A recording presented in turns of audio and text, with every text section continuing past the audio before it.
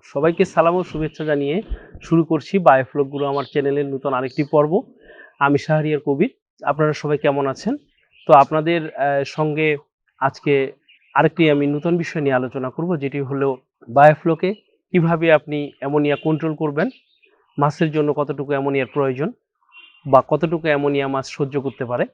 বায়োফ্লকে ammonia তথা nitrate সবকিছু আজকে বিস্তারিত পূর্ণরূপে আপনাদের সঙ্গে আলোচনা করব। আমি শাহরিয়ার কবির। তো আমার সঙ্গেই থাকুন এবং বায়োফ্লক পদ্ধতিটি সঠিকভাবে শেখার জন্য আমার এই ভিডিওগুলো দেখুন। বায়োফ্লকে বাধ্যতামূলক বা রিকমেন্ডেড হলো ফ্লোটিং ফিড বা ভাসমান খাদ্য। আপনি চাইলেও সিঙ্কেবল ফিড বা ডুবন্ত খাদ্য বায়োফ্লকে প্রয়োগ করতে পারবেন না। সিঙ্কেবল ফিড বা ডুবন্ত খাদ্য পুকুরের জন্য প্রযোজ্য। আপনারা যারা ন্যাচারাল পন্ডে দীর্ঘদিন ধরে কালচার করে আসতেছে, যেটাকে আমরা বাংলাদেশে আদি ফার্মিং বলতেছি, ফিশ কালচারের বা মৎস্য চাষের প্রাকৃতিক পদ্ধতিতে পুকুর পদ্ধতি, তো পুকুর পদ্ধতিতে আপনি ডুবন্ত খাদ্য ব্যবহার করতে পারবেন, কিন্তু বায়োফ্লকে ইটস রিকমেন্ডেড, আপনাকে বাধ্যতামূলক ভাসমান খাদ্য বা ফ্লোটিং ফিড ব্যবহার করতে বলা হচ্ছে। তো আসুন আমরা সর্বপ্রথম জানি, আমরা যে আজকে অ্যামোনিয়া, নাইট্রেট এবং নাইট্রেট নিয়ে আলোচনা করতেছি, অ্যামোনিয়া বায়োফ্লকে কোথা থেকে আসে, অ্যামোনিয়া বায়োফ্লকে কিভাবে আসে। তো মাছকে যে আমরা ভাসমান খাদ্য বা ফ্লোটিং ফিড দিচ্ছি, আপনারা যখন দোকানে যান, দোকানে গিয়ে যখন ফিড কিনেন, তো ফিডের বস্তায় সর্বপ্রথম আপনারা প্রোটিন দেখে কিনেন, বাংলা যেটাকে আমিষ বলা হয়, যে কত পার্সেন্ট প্রোটিন বিদ্যমান। হয়তোবা বস্তার গায়ে লেখা থাকে 25%, 30%। 30% বলতে আমরা কি বুঝি? একটা বস্তার গায়ে যদি ফিডের গায়ে লেখা থাকে 30%, তাহলে এটার অর্থ কি?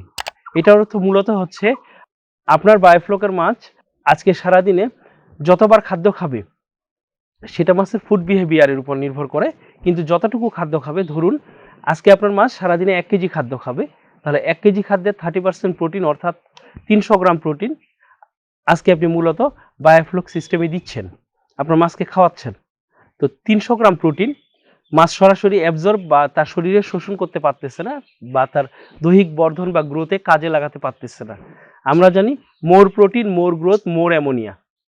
আপনি যদি মাছকে অধিক প্রোটিনযুক্ত খাদ্য দেন, তাহলে মাছের যেমন অধিক বর্ধন হবে, তেমনি মাছের বর্জ্যে অ্যামোনিয়ার পরিমাণ আনুপাতিক হারে ধীরে ধীরে বাড়বে, এবং একটা নির্দিষ্ট পরিমাণ অ্যামোনিয়া মাছ টলারেট বা সহ্য করতে পারে। এর অধিক যদি অ্যামোনিয়ার পরিমাণ পানিতে বেড়ে যায়, তাহলে এক পর্যায়ে মাছ খাদ্য গ্রহণ করা বন্ধ করে দিবে, মাছ অ্যাবনর্মাল বিহেভিয়ার করবে, উল্টাপাল্টা সাঁতার কাটবে, এবং মাছের পেট ফুলে মাছ এক পর্যায়ে মারা যাবে। অতিরিক্ত পরিমাণ অ্যামোনিয়া হলে মাছের গিল বা ফুলকা ড্যামেজ হয়ে যাবে, কাজ করা বন্ধ করে দিবে। তো আজকে আপনি মাছকে 1 কেজি খাদ্য মূলত খাওয়ালেন, 1 কেজি খাদ্যের মধ্যে যদি 300 গ্রাম প্রোটিন থাকে, তাহলে 300 গ্রাম প্রোটিন মাছ অ্যাবজর্ব বা শোষণ, তার শারীরিক বর্ধন বৃদ্ধি, এগুলোতে কাজে লাগাতে পারবে না।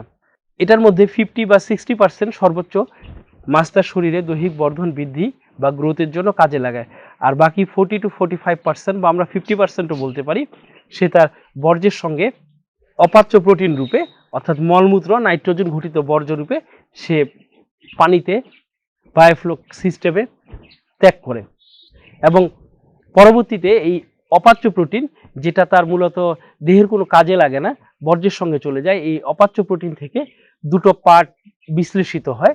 একটা হচ্ছে NH4+, যেটাকে আমরা ধনাত্মক অ্যামোনিয়াম বলি। অ্যামোনিয়ামের পরিমাণ পানিতে যতই বেশি হোক না কেন, সেটা মাছ বা ইন্টারনাল আপনার যে সিস্টেমে আছে, আপনি যে ফ্লক বা ব্যাকটেরিয়া কালচার করতেছেন, তথা অনুকূল যত প্রকার ব্যাকটেরিয়া, অণুজীব, এককোষী প্রাণী, প্রোটোজোয়া, পরিফেরা, ফাইটোপ্লাঙ্কটন যা কিছু রয়েছে, কোনো কিছুর উপর কোনো খারাপ প্রভাব বিস্তার করে না। NH4+কে বলা হয় অ্যামোনিয়াম, এবং এটা পানিতে সহজে আয়োডাইজড বা দ্রবীভূত হতে পারে। এরপর আরেকটি পার্ট উৎপন্ন হয়, যেটাকে আমরা নেগেটিভ আয়ন বলি, NH3-, সেটিকে মূলত যৌগিক অ্যামোনিয়া বলা হয়, যে অ্যামোনিয়া আমরা বায়োফ্লকে অ্যামোনিয়া নিয়ে আলোচনা করি। তো অ্যামোনিয়াকে, এই অ্যামোনিয়ার প্রতিটি সিঙ্গেল পার্টের উপর ফ্লক বা ব্যাকটেরিয়ার কলোনিগুলো অ্যাসিমুলেশন পদ্ধতিতে আঘাত করে বিক্রিয়ার মাধ্যমে নাইট্রেট এবং নাইট্রাইট দুটি মৌলিক পদার্থের উৎপন্ন করে। নাইট্রেট আর নাইট্রাইট আমি যদি খুব সহজে আপনাদেরকে বলি, আমরা যারা সাধারণ খেতে কাজ করি, তারা ইউরিয়া সার আমরা জমিতে প্রয়োগ করি। তো গাছ সরাসরি কঠিন রূপে ইউরিয়া খেতে পারে না, এই জন্য গাছ লিকুইড রূপে ইউরিয়া খেতে পছন্দ করে তরল রূপে। ইউরিয়ার অতি সাধারণ ফরম্যাট বা প্রকৃতি হলো নাইট্রেট এবং নাইট্রাইট। এজন্য আমরা নাইট্রেট এবং নাইট্রাইটকে লিকুইড ইউরিয়া রূপে অভিহিত করতে পারি। আমরা যে অ্যামোনিয়া টেস্ট কিট ব্যবহার করি বায়োফ্লকে অ্যামোনিয়া পরিমাপের জন্য, আসলে এটা অ্যামোনিয়া টেস্ট কিট না, এটা হচ্ছে টোটাল অ্যামোনিয়া ইন নাইট্রোজেন, যেটাকে বলা হয় TAN, total ammonia in nitrogen. আপনার মাছের বর্জ্য থেকে, অপাচ্য প্রোটিন থেকে যে ধনাত্মক যেটা অ্যামোনিয়াম এবং ঋণাত্মক যেটা অ্যামোনিয়া, যেটা পানিতে দ্রবীভূত হয় না, অ্যামোনিয়াটা বা আয়োডাইজড হয় না, অদ্রবীভূত অবস্থায় থাকে। এবং একটা কথা মনে রাখবে যে NH3- যতক্ষণ পানিতে অদ্রবীভূত অবস্থা থাকবে ততক্ষণ সেটা NH4+ ধনাত্মক অ্যামোনিয়াকে দ্রবীভূত হতে দিবে না। NH3- কে আমরা এখানে পিওর অ্যামোনিয়া বলতেছি। NH3- যতক্ষণ পানিতে বিদ্যমান থাকে ততক্ষণ তা NH4+ বা অ্যামোনিয়ামকে পানিতে দ্রবীভূত হতে দেয় না। আর অ্যামোনিয়া যেটা আমরা NH3- বলতেছি সেটা কখনো পানিতে দ্রবীভূত হয় না বা আয়োডাইজড হয় না। এবং এটা পানিতে যত পরিমাণে বাড়বে আপনার মাছ তত দ্রুত ধীরে ধীরে মারা যাবে। মাছের একটা নির্দিষ্ট সহ্য ক্ষমতা থাকে প্রতিটি মাছের। আপনারা বায়োফ্লকে যতগুলো মাছ চাষ করতেছেন প্রতিটি মাছের অ্যামোনিয়া টলারেবল বা অ্যামোনিয়া সহ্য করার একটা নির্দিষ্ট ক্ষমতা থাকে। এটা নিয়ে আমরা আমাদের পরবর্তী আরেকটা পার্ট আমি অ্যামোনিয়া রিলেটেড করব, যেটাতে কোন মাছ কতটুকু অ্যামোনিয়া সহ্য করতে পারে সেটা নিয়ে আমরা বিশেষভাবে আলোচনা করব এবং আলোকপাত করব। অপাচ্য প্রোটিনের যে ঋণাত্মক পার্টটি রয়েছে, যেটাকে আমরা বলি NH3- বা পিওর অ্যামোনিয়া, যেটা আনআয়োডাইজড বা অদ্রবীভূত অবস্থায় পানিতে বিদ্যমান থাকে, সেটা কখনো পানিতে দ্রবীভূত হয় না। এবং এটির পরিমাণ বেড়ে গেলে মাছের সহ্য ক্ষমতা যদি অতিরিক্ত হয়ে যায় অ্যামোনিয়াটা, তাহলে ধীরে ধীরে মাছ মারা যাবে। তাহলে আমরা অপাচ্য প্রোটিন থেকে মাছের বর্জ্যের সঙ্গে যে প্রোটিনটা বের হয়, যেটাকে আমরা অপাচ্য প্রোটিন রূপে অভিহিত করতেছি, তাহলে আমরা মূলত এই অপাচ্য প্রোটিন থেকে দুটো ফ্যাক্ট পেলাম। একটা হচ্ছে ধনাত্মক অ্যামোনিয়াম, যেটা পানিতে আয়োডাইজড বা দ্রবীভূত হতে পারে এবং যেটা যত বেশি পরিমাণে হোক না কেন সেটা মাছ বা কোনো কিছুর জন্য ক্ষতিকারক না। আরেকটা পেলাম আমরা ঋণাত্মক অ্যামোনিয়া, অদ্রবীভূত অবস্থা বা আনআয়োডাইজড ফ্যাক্ট নিয়ে কাজ করে এবং পানিতে সহজে দ্রবীভূত হয় না। যেটা অদ্রবীভূত অবস্থায় থাকে বা আনআয়োডাইজড আয়ন আমরা নেগেটিভ আয়ন বলতে পারি। NH3- এর প্রতিটি সিঙ্গেল পার্টের উপর ব্যাকটেরিয়া আকারে ফ্লকগুলো একটি রাসায়নিক বিক্রিয়ার মাধ্যমে আক্রমণ করে, যেটাকে অ্যাসিমুলেশন পদ্ধতি বলা হয়। এই অ্যাসিমুলেশন পদ্ধতিতে মূলত নাইট্রেট এবং নাইট্রাইট উৎপন্ন হয়, দুটো মৌলিক পদার্থ, যেটাকে আমরা লিকুইড ইউরিয়া রূপে অভিহিত করতে পারি। ব্যাপারটি যদি আপনাদেরকে আমি সহজভাবে ভেঙে বলি, তাহলে আমরা যে ফসল করি সাধারণ ক্ষেতে, ফসল করতে গেলে আমরা দানাদার ইউরিয়া সার প্রয়োগ করি। গাছ সরাসরি দানাদার ইউরিয়া সার গ্রহণ করতে পারে না, এই জন্য সেটি লিকুইড বা তরল আকারে গ্রহণ করে। তো লিকুইড ইউরিয়ার ফরম্যাট হচ্ছে নাইট্রেট এবং নাইট্রাইট, যেটা আমাদের বায়োফ্লকে মাছের বর্জ্যের ঋণাত্মক পার্ট অ্যামোনিয়া থেকে ব্যাকটেরিয়াদের বিশ্লেষণের মাধ্যমে, রাসায়নিক বিক্রিয়ার মাধ্যমে, অ্যাসিমুলেশন পদ্ধতির মাধ্যমে নাইট্রেট বা লিকুইড ইউরিয়া কনভার্ট হয়। তো মূলত আমরা যে অ্যামোনিয়া পরিমাপ করি আমাদের বায়োফ্লক, আসলে আমরা মূলত অ্যামোনিয়া পরিমাপ করি না, আমরা মূলত ট্যান পরিমাপ করি, যেটাকে বলা হয় total ammonia in nitrogen, tan, যেটাতে ধনাত্মক আয়নও থাকে, যেটা আয়োডাইজড অবস্থায় বিদ্যমান থাকে, এবং ঋণাত্মক আয়নও থাকে, যেটা নন আয়োডাইজড NH3-। তো মূলত এখন আমি আপনাদেরকে অ্যামোনিয়া টেস্ট কিট সম্পর্কে কিছু কথা বলবো। সর্বপ্রথম, অ্যামোনিয়া টেস্ট কিট ভাই কম দামিও রয়েছে, দামিও রয়েছে। আমাকে আপনারা অনেকে প্রশ্ন করেন যে শাহরিয়ার ভাই আপনার এখানে টেস্টিং ইকুইপমেন্টের এত প্রাইস কেন বেশি? ভাই এটা কোয়ালিটি, আমি কোয়ালিটির সঙ্গে কখনো কম্প্রোমাইজ করাটা পছন্দ করি না। কারণ আপনারা বায়োফ্লকে লক্ষ লক্ষ টাকার মাছ চাষ করবেন এবং লাভবান হতে চাচ্ছেন, এটা বাণিজ্যিকভাবে যারা করতে চাচ্ছেন আমি তাদের উদ্দেশ্যে বলতেছি যে আপনারা টেস্টিং ইকুইপমেন্ট দেখেন, পিএইচ মিটার বলেন, অ্যামোনিয়া টেস্ট কিট বলেন, স্যালাইনিটি মিটার বলেন, যেটাই বলেন না কেন, কম দামিও আছে, 500-700 টাকা দামেরও আছে এবং 10-15-20 হাজার টাকা দামেরও আছে। তো মূলত আপনাদের যদি কম দামি 500 বা 700 টাকার টেস্টিং ইকুইপমেন্ট, একটা পিএইচ মিটারের দাম 500 বা 700 টাকা, সেটি দিয়েই যদি আপনাদের কাজ হতো, তাহলে বিজ্ঞানীরা অবশ্যই আমাদের কাছে 5,000, 7,000 বা 10,000 টাকা একটা পিএইচ মিটার রিকমেন্ডেড করতো না। তাহলে আপনি কি মনে করেন যে 10,000 টাকার দামের একটা পিএইচ মিটার আর আপনার 500 টাকা দামের একটা পিএইচ মিটারের একই কাজ? তদ্রূপ অ্যামোনিয়া টেস্ট কিট আজকে আমি আপনাকে দু ধরনের দেখাবো। একটা হচ্ছে এপিআই আমরা টেস্ট কিট বলি, এপিআই টেস্ট কিট, অবশ্যই ইন্ডিয়ানটা না, এটা হচ্ছে আপনার ওয়াটার একটা মাল, হাঙ্গেরির। তো এই টেস্ট কিটটা আজকে যদি আমরা উন্মোচন করি, তাহলে এখানে আমরা কি কি পাবো? তাহলে এখানে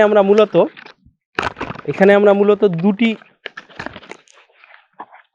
দুটি ছোট বোতল পাচ্ছি প্রথমে, যেগুলোতে রীতিমতো এখানে লেখা রয়েছে, আপনারা দেখুন NH3/NH4 NH3/NH4+, NH3 মাইনাস এবং NH4+, এটাকে বলা হয় টোটাল অ্যামোনিয়া ইন নাইট্রোজেন। হ্যাঁ, এখন আপনারা টেস্টিং ইকুইপমেন্ট কিভাবে কিনবেন? একটাতে লেখা আছে রিজেন্ট কথাটা অবশ্যই উল্লেখ থাকবে, রিজেন 1, এটা হচ্ছে রিজেন্ট 1, এটা হচ্ছে আমার ডান হাতে যেটা রয়েছে সেটা হচ্ছে রিজেন 1, এবং আমার বাম হাতে যেটা রয়েছে আপনারা দেখুন সেটা হচ্ছে রিজেন 2। তো যদি রিএজেন্ট কথাটা উল্লেখ থাকে তাহলে বুঝবেন যে এটা জেনুইন প্রোডাক্ট, আর যদি অনলি সলিউশন কথা লেখা থাকে, টেস্টিং সলিউশন, বাট রিজেন্ট কথাটা উল্লেখ না থাকে, তাহলে বুঝবেন যে এটা ডুপ্লিকেট প্রোডাক্ট। চেনার খুব একটা সহজ ওয়ে। আরেকটি হচ্ছে বিষয়, লেখা থাকে 5 ড্রপস, রিজেন 1 বা বোতল 1 5 ড্রপস দিতে হবে, বোতল 2 5 ড্রপস দিতে হবে। অনেকে 5 ড্রপসের জায়গায় 2.5 ড্রপস অর্থাৎ অর্ধেক দিয়ে অ্যামোনিয়া টেস্ট করে। ভাই, অর্ধেক দিয়েই যদি করা যেত তাহলে বিজ্ঞানীরা এখানে 5 ড্রপস রিকমেন্ড করতো না বা 5 ফোঁটা রিকমেন্ড করতো না।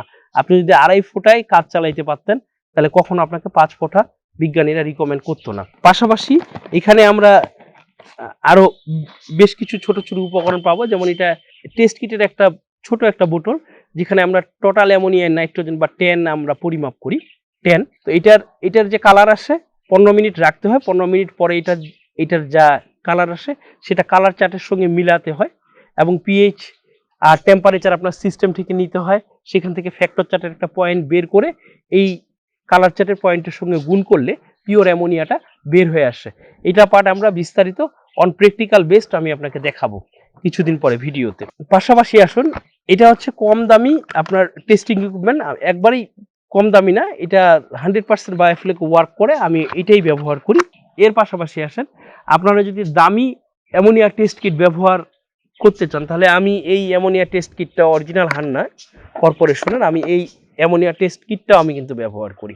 এখানে হচ্ছে বিষয়, কম দামি টেস্ট ইকুইপমেন্ট আছে এবং বেশি দামিও টেস্ট ইকুইপমেন্ট আছে, সেটা আপনার বাজেটের উপর নির্ভর করে।